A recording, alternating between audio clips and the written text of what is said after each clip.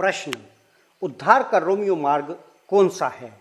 उत्तर, उद्धार के रोमियो मार्ग तरीके में उद्धार के शुभ संदेश को बाइबल की रोमियो नामक पुस्तक से संदर्भों का उपयोग करके व्याख्या करना है।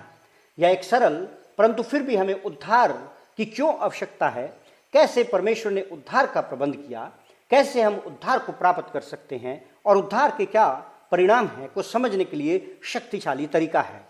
उद्धार के लिए रोमियो मार्ग की पहली आयत रोमियो 3:23 है, इसलिए कि सब ने पाप किया और परमेश्वर की महिमा से रहित है। हम सब ने पाप किया है, हम सब ने ऐसे कार्य किए हैं जिससे परमेश्वर अप्रसन्न होता है। ऐसा कोई भी नहीं है जो निर्दोष हो।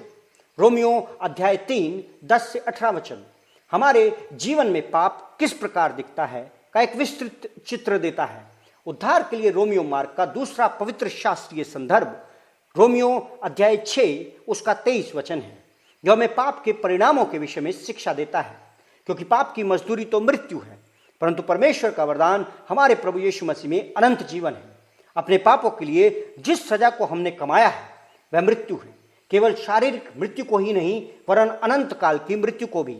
उद्धार के लिए रोमियो मार्ग की तीसरी आयत वहां से आरंभ होती है जहां पर रोमियो अध्याय 6:23 समाप्त होता है। परंतु परमेश्वर का वरदान हमारे प्रभु यीशु मसीह में अनंत जीवन है। रोमियो अध्याय 5 और 8 वचन यह घोषणा करता है कि परंतु परमेश्वर हम पर अपने प्रेम की भलाई इस रीति से प्रकट करता है कि जब हम पापी ही थे तभी मसीह हमारे लिए मरा। यीशु मसीह हमारे लिए मर गया। यीशु की मृत्यु ने हमारे पापों की कीमत चुका दी है।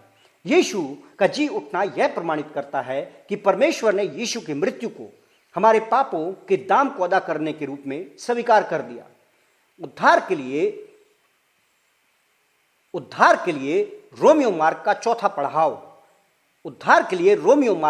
पड़ाव रोमियो की पुस्तक 10 अध्याय 9 वचन है।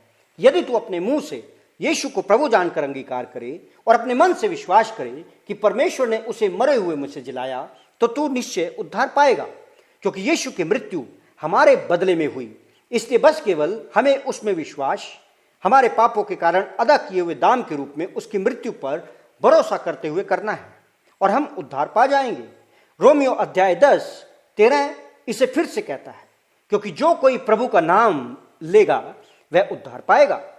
यीशु हमारे पापों की सजा की कीमत को चुकाने और हमको अनंत काल की मृत्यु से बचाने के लिए मर गया।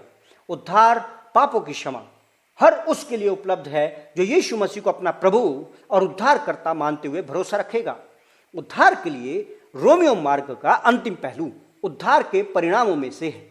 रोमियो अध्याय 5:1 में यह सुंदर संदेश है कि अतः जब हम विश्वास से धर्मी ठहरे तो अपने प्रभु यीशु मसीह के द्वारा परमेश्वर के साथ मेल रखें। यीशु मसीह के द्वारा हमारा परमेश्वर के साथ शांति का संबंध हो सकता है। रोमियो अध्याय 8:1 वचन हमें शिक्षा देता है कि अतः अब जो मसीह यीशु में हैं उन पर दंड की आज्ञा नहीं। हमारे स्थान पर यीशु की मृत्यु के कारण हमें कभी भी हमारे पापों के लिए सजा नहीं दी जाएगी।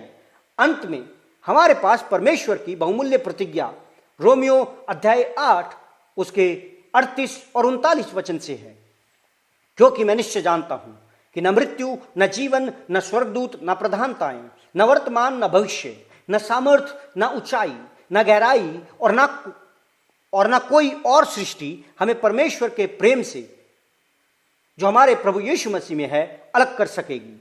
क्या आप उद्धार के लिए रोमियो मार्ग के ऊपर चलना चाहते हैं? यदि ऐसा है तो यहां पर दी गई एक सरल प्रार्थना को परमेश्वर से कर सकते हैं।